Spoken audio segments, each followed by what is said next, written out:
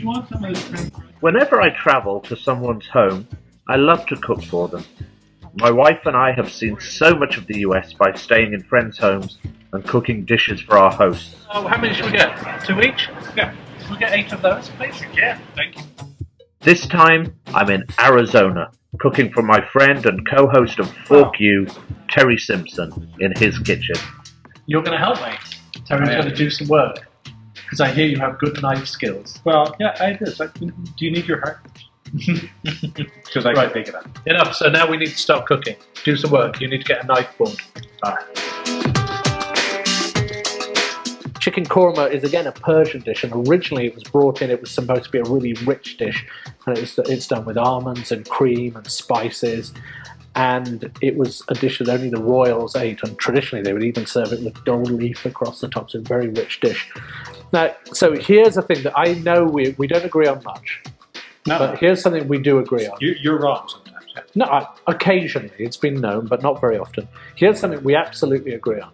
If you're cooking any dish with chicken, to me, chicken thigh. So you can see here, all I'm doing is I'm just scraping these bones off. Just getting the soft tissue off. Just getting the soft tissue off, and you're left with that bone. Now that bone's full. Now again, let's talk about the science. When you make stock, that's full of gelatin, it's full of... There's a tremendous amount of flavor in there because that bone marrow has that savoriness, it has fat in it, it has a huge amount of flavor. Now, here's the other thing. Fat. I trim off a little bit of the excess fat, but I don't trim off too much of the fat because I actually want to have fat in this dish because it does add flavor. So here's the thing though, once you have boned out your chicken thigh, you get this beautiful piece of meat with a little bit of fat on there. Nice consistent size, which is important for cooking. So we're just going to cut this up into 1-inch chunks, and we're just going to pop it in there. And any little bits, because even though these are going to almost dissolve in the sauce, they're just going to add flavor to the sauce, so you don't waste anything.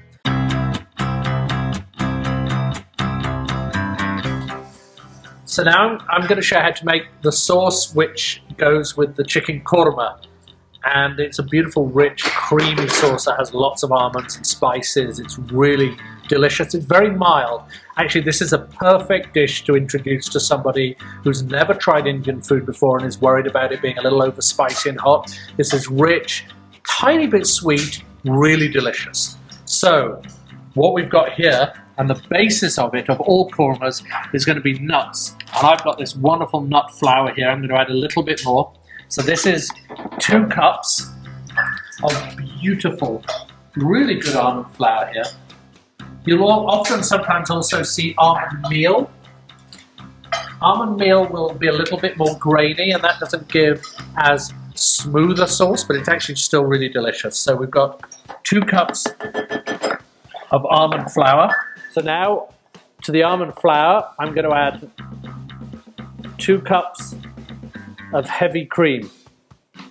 Heavy Cream were actually one of my favorite progressive rock bands of the 1970s.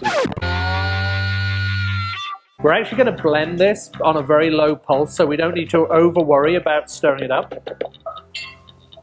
And then this is a very simple sauce. So all we've got here is a tablespoon each of salt, sugar, turmeric, and chili powder.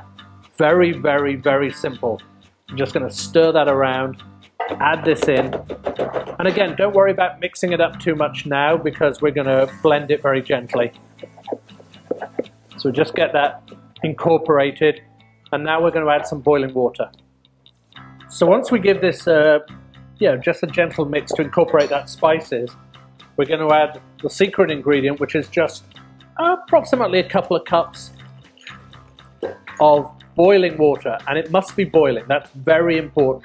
And the reason we want it boiling is that, and Terry, perhaps I could have you explain the science to this. So we've got almonds in there, ground almonds, which are very oily. So we're adding the boiling water, and as far as I can tell, the boiling water will really help release those oils from the almonds. It will, because it's going to separate them out. It's going to open the almond up, it's going to open the fat matrix, it will allow the oils to come out, and then you'll get an emulsion. See, how many cooking shows do you know where you will have someone use the words matrix and emulsion?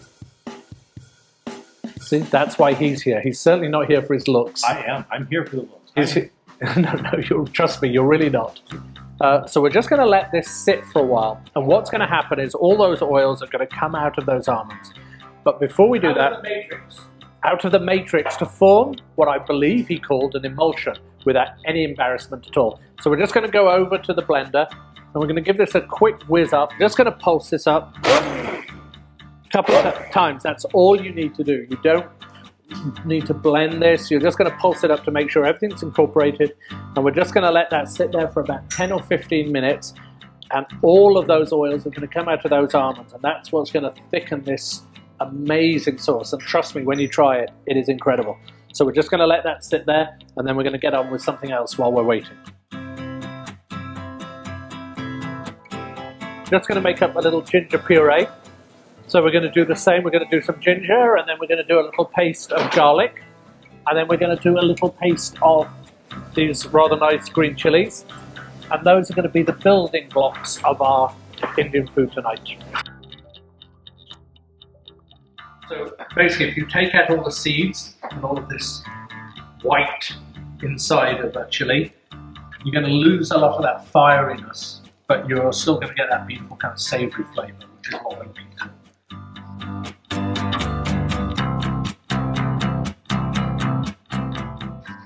People wear gloves to do this, but that's because they're wusses. I always think after this as well, you should rub it on your eyes. It's better. And your testicles. I mean, you don't want to live forever, do you?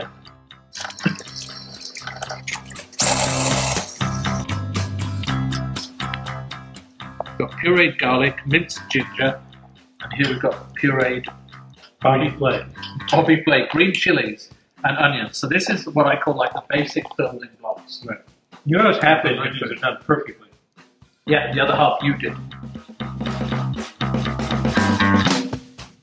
We're going to put the rest of these onions that we chopped. These are the ones that weren't so well chopped. So these are what we'll call Terry's onions, for want of a better word. And we're going to add in the chili ginger garlic mix. We're just going to mix that in with the onions.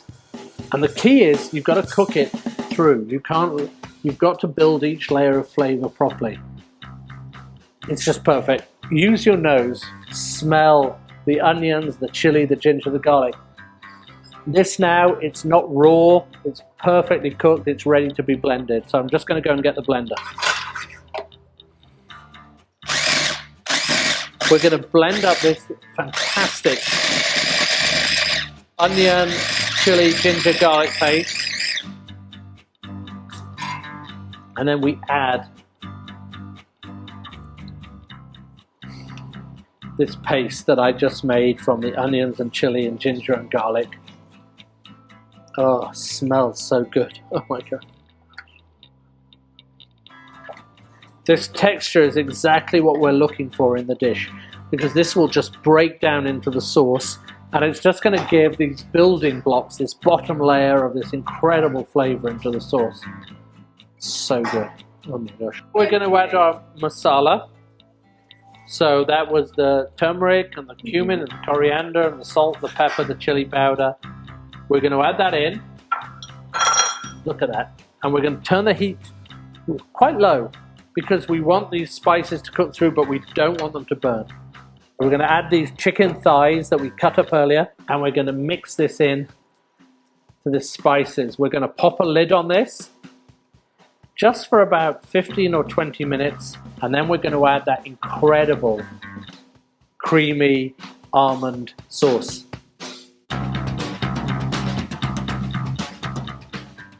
Now the sauce has cooked exactly where I want it to be.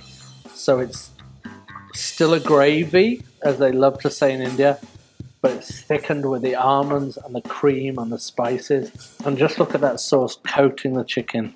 Oh, we're going to have a happy time with this right now.